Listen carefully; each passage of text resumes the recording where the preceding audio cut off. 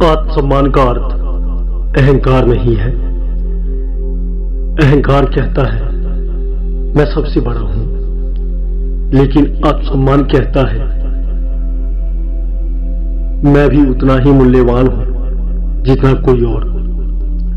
आत्मसम्मान वह शक्ति है जो हमें गलत के सामने झुकने नहीं देती, अन्याय को स्वीकार नहीं करने देती और अपने जीवन के मूल्यों से समझौता नहीं करने देती।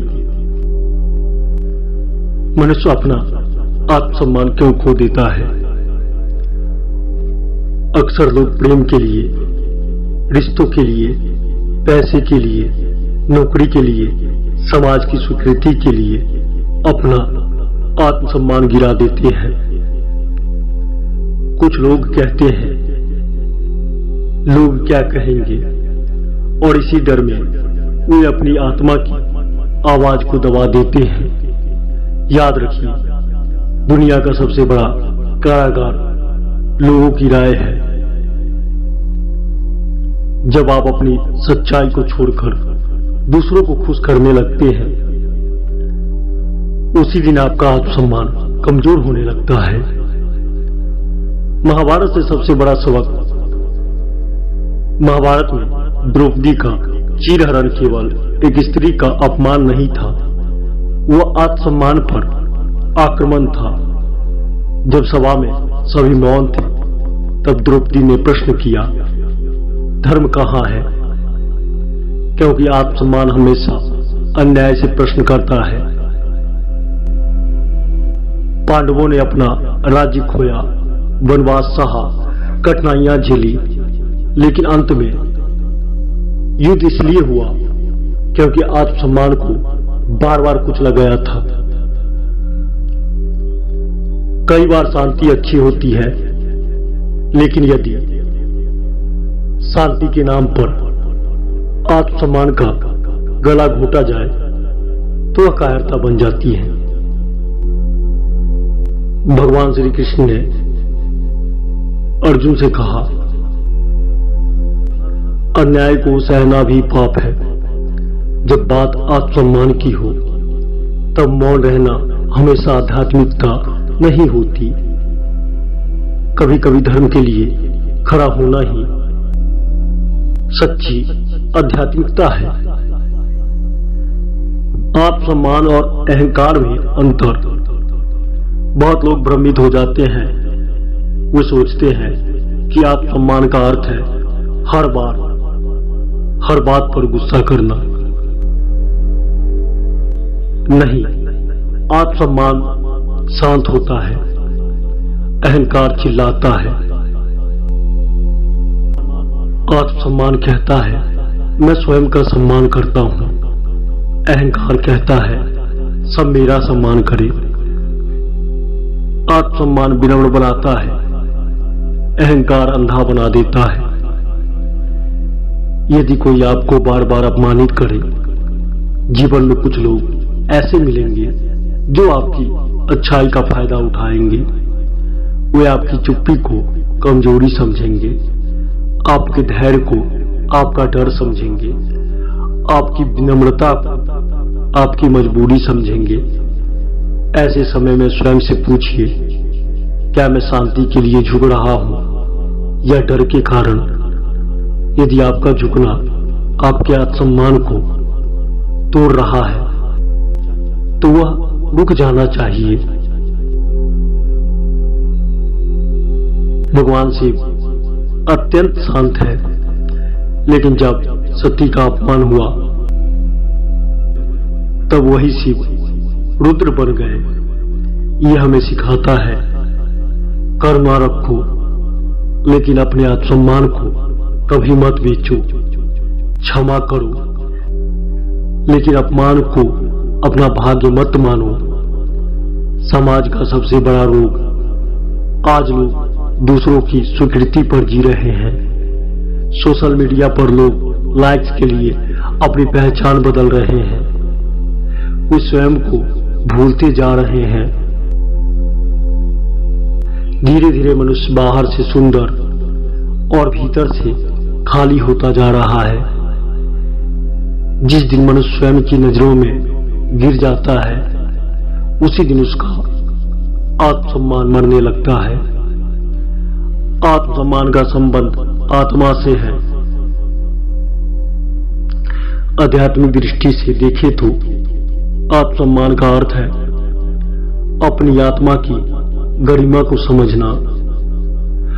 उपनिषद कहते हैं, तुम शरीर नहीं आत्मा हो। जो स्वयं को आत्मा समझ लेता है वह कभी स्वयं को सस्ता नहीं बेचता। वह अपने सिद्धांतों से कभी समझौता नहीं करता। रिश्तों में आत्मसम्मान, प्रेम बहुत सुंदर है, लेकिन ऐसा प्रेम जो आपको तोड़ दे, आपका सम्मान छीन ले, आपकी पहचान मिटा दे, वो प्रेम नहीं, वो बंधन है। यदि किसी रिश्ते में आपको बार बार स्वयं को साबित करना पड़ रहा है, बार बार अपमान सहना पड़ रहा है, तो वहां प्रेम नहीं, स्वार्थ है। रिश्ते बचाइए, लेकिन स्वयं को खोकर नहीं। नौकरी और आत्मसम्मान, जीवन में पैसे की आवश्यकता है, लेकिन केवल पैसे के लिए अपने मूल्यों को मत बेचिए। ऐसी सफलता का क्या लाभ जो रात को आपको चैन से सोने ना दे। यदि आत्मा बेचैन है तो सारी उपलब्धियां आपकी व्यर्थ है। कई लोग अपना आत्मसम्मान इसलिए खो देते हैं क्योंकि उन्हें अकेले रहने का डर होता है। याद रखिए, गलत लोगों के साथ रहने से बेहतर है कुछ समय अकेले रहना। अकेलापन आपको कमजोर नहीं करता, अकेलापन आपको स्वयं से मिलाता है। एक व्यक्ति ने बुद्ध का अपमान किया। बुद्ध मुस्कुराए। शिष्यों ने पूछा, आपको क्रोध नहीं आया? बुद्ध ने कहा, यदि कोई उपहार दे और मैं उसे स्वीकार न करूं, तो वह उपहार किसके पास रहेगा? इसका अर्थ यह नहीं कि बुद्ध के पास आत्मसम्मान नहीं था। इसका अर्थ है उन्होंने अपमान को स्वयं पर हावी नहीं होने दिया। आत्मसम्मान भीतर से आता है, दूसरों के शब्दों से नहीं। जीवन का सबसे बड़ा निर्णय आपको यह तय करना होगा, क्या आप लोगों को खुश करने के लिए जी रहे हैं या अपनी आत्मा के सम्मान के लिए? क्योंकि दोनों रास्ते अलग हैं। एक रास्ता आपको भीड़ तक ले जाएगा और दूसरा रास्ता आपको स्वयं तक ले जाएगा। जब पूरी दुनिया आपको गलत कह रही हो, आपके खिलाफ हो, लेकिन आपकी आत्मा कह रही हो कि आप सही हैं, तो अपनी आत्मा की सुनिए। इतिहास गवाह है, सत्य का मार्ग अक्सर अकेला होता है, लेकिन अंत में विजय उसी की होती है। आत्मसम्मान बचाने के 5 नियम। पहला, स्वयं को कभी कम मत समझिए। दूसरा, जहां बार बार अपमान हो वहां सीमाएं बनाइए। तीसरा, अपने सिद्धांतों को पैसों के लिए मत बेचिए। चौथा, दूसरों की स्वीकृति पर मत जिए। पांचवा, प्रतिदिन स्वयं से पूछिए, क्या मैं अपनी नजरों में सम्मानित हूं? याद रखिए, दुनिया आपको सम्मान दे या ना दे, लेकिन आप स्वयं का सम्मान अवश्य कीजिए। लोग आपका साथ दे या छोड़ दे, लेकिन स्वयं का साथ कभी मत छोड़िए, क्योंकि जिस दिन मनुष्य अपनी आत्मा के सामने खड़ा होकर यह कह सके, मैंने परिस्थितियों से समझौता किया लेकिन अपने आत्मसम्मान से नहीं, उसी दिन वह वास्तव में सफल हो जाता है। धन से बड़ा आत्मसम्मान है, पद से बड़ा आत्मसम्मान है, संबंधों से बड़ा आत्मसम्मान है, और जब बात आत्मसम्मान की हो तब याद रखिए, झुकना विनम्रता है लेकिन टूट जाना कमजोरी है। क्षमा महानता है लेकिन अपमान को भाग्य मान लेना अधर्म है। और जो मनुष्य स्वयं का सम्मान करना सीख जाता है, संसार भी अंततः उसका सम्मान करना सीख जाता है। मनुष्य सब कुछ खोकर भी जी सकता है, लेकिन जिस दिन वह अपनी नजरों में गिर जाता है, उसी दिन भीतर से वह मर जाता है। दुनिया आपको सम्मान दे या ना दे, लेकिन यदि आपकी आत्मा आपको सम्मान देती है तो आप सबसे धनी व्यक्ति हैं। और यदि पूरी दुनिया आपकी प्रशंसा करे लेकिन आपकी आत्मा आपसे शर्मिंदा हो तो आप सबसे गरीब इंसान हैं। एक राजा था, उसके पास अपार धन था।